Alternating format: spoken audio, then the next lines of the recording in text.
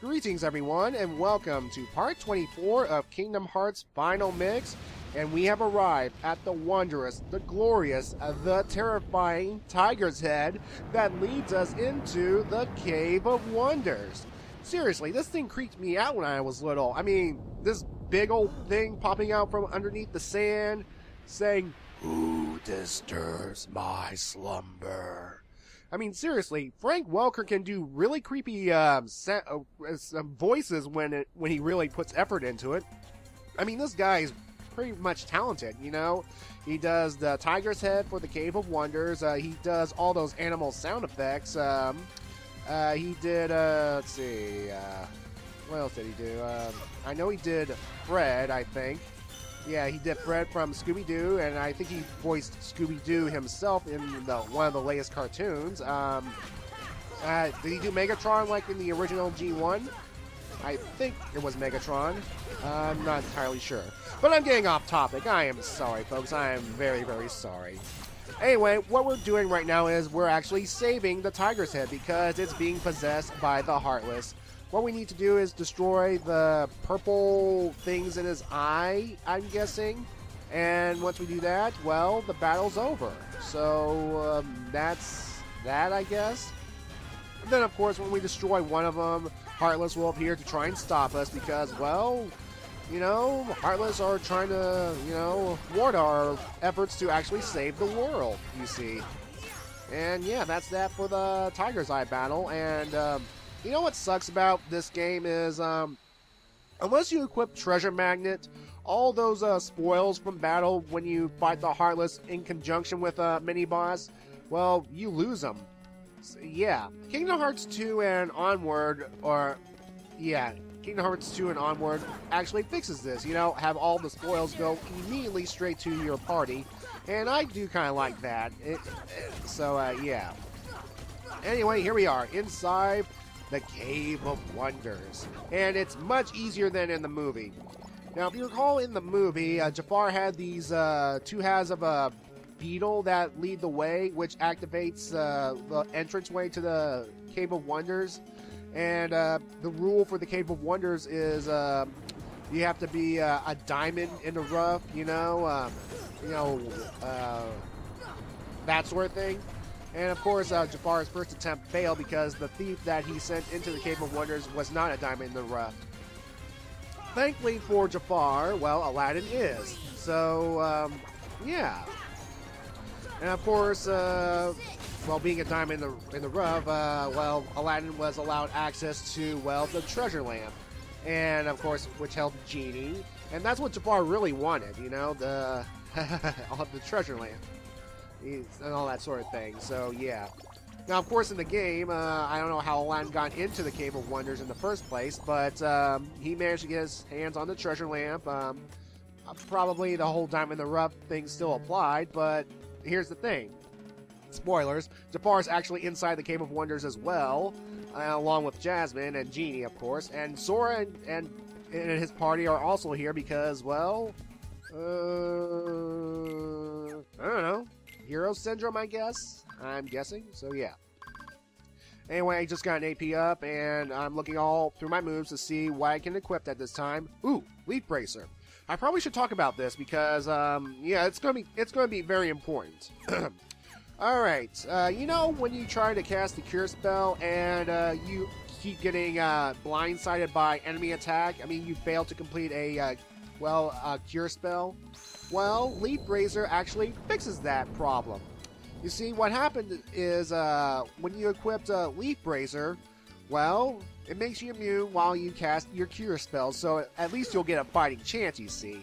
And that is fantastic, you see. They've added it for the Final Mix edition, and by extension, this version as well. So, yeah, because this is a remix of the, Final Mix edition, so, yeah. I mean, having Leaf Bracer equipped is handy when dealing with those difficult bosses coming up, so keep that in mind, you see. Anyway, those idols that we need to touch, it's kind of funny that we are actually touching them in order to proceed onward within the Cave of Wonders. Because if you recall in the movie, Abu actually touched one of those things, and the tiger's head got angry enough to essentially, well, collapse itself and in an attempt to actually kill Aladdin. Because, yeah. But we're dealing with video game logic, different rules, different universes and stuff. So thank goodness for that, or else we'd be in trouble. You see. And all that for protection. I can take the armor. And there's a save point right here. That's good, because I actually do need to swap out Aladdin for Donald, because if I remember correctly, there is actually a Trinity mark nearby that I want to use. Ooh, torn page.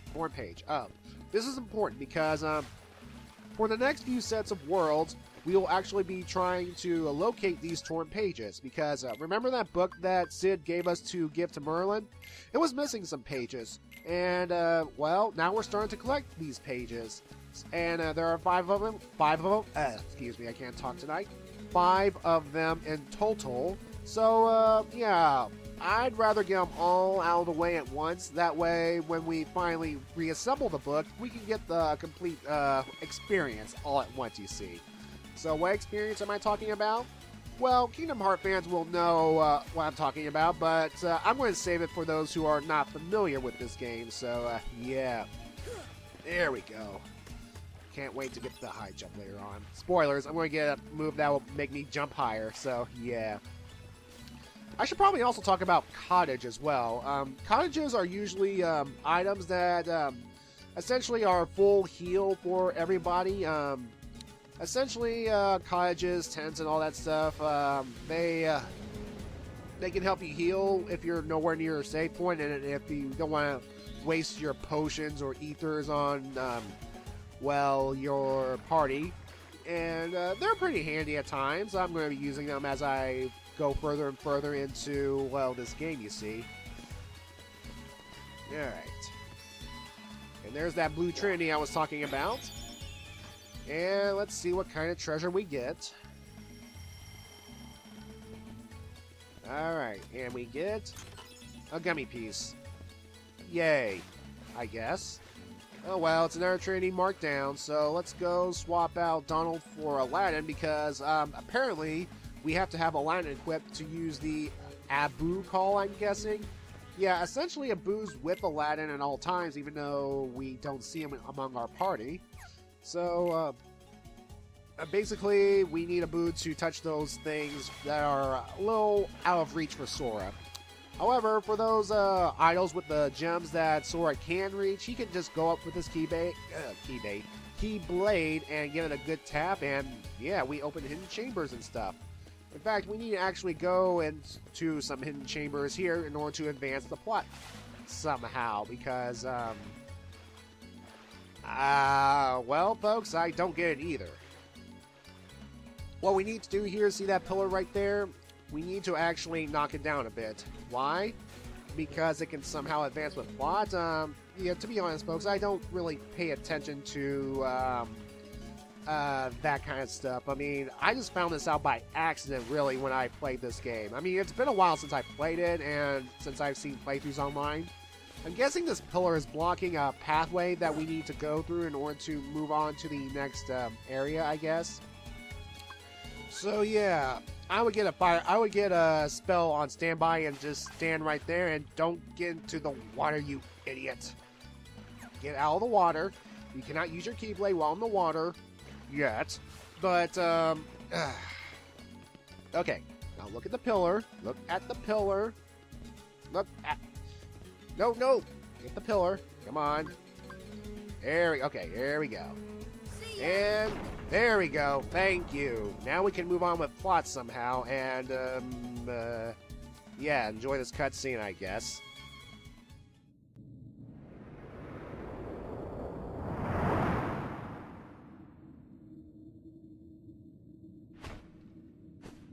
My first wish, Genie. Show me the keyhole.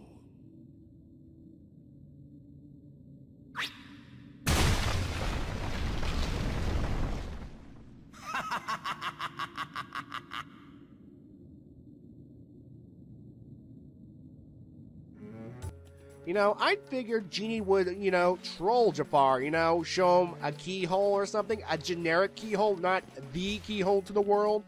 But since Jafar has Jasmine hostage, I don't think Genie would want to risk that, you know, because, you know, Jafar could do something, bad to Jasmine, even though Jasmine is required to open this, for the villain's ultimate plot, you see. So, yeah. And, here's my question. How come, you know, Sora doesn't ask Aladdin to borrow the lamp? Because, whoever holds the lamp can get 3 wishes, right? So, you know, why doesn't, you know, Aladdin let Sora borrow the lamp, you know, make 3 wishes, probably involving finding his friends, you see. Or give the lamp to Donald and Goofy, who can have 3 wishes each, and one of them could involve helping find the king and stuff. You know, that sort of thing. But then the game would be completely and utterly broken, and, yeah. Also, yeah, I figure for the plot convenience, it wouldn't be fair, you know. Besides, Aladdin's not that kind of guy, you see, because, remember, Diamond in the Rough, he is a good-natured guy, and that's what I like about him. He is a good-natured gentleman, and, he's a very competent hero, you see. He uses his mind, he can has some he has some tricks, you see. He can win battles through trickery and such. Like take for example the conflict when Jasmine snuck out of the palace and essentially steals, quote unquote, to help a little boy, you know, with food and stuff. She gets in trouble with the vendor. And Aladdin stepped in to essentially help her out because, through trickery and all that stuff. But thankfully, it all worked out for Jasmine and Aladdin because, that's how they met in the movie at least. So, who knows how those two met in the game world? So, it's probably one of those untold tales, you see. And, yeah. Anyway, you want to be careful around here because you don't want to fall back down here. I mean, thankfully there are no bottomless pits, but at the same time, it will drop you back down to a lower level, like the area we were just at, and I kind of don't want that. I kind of want to actually move on with my progress. And, yeah. And the one thing I hate about battles right here, especially when you're nearby a chest. When you go into, like, idle mode and battle mode, in battle mode, you cannot open a chest. You just have to wait until all the enemies go away. Especially when you're on those higher areas, you see.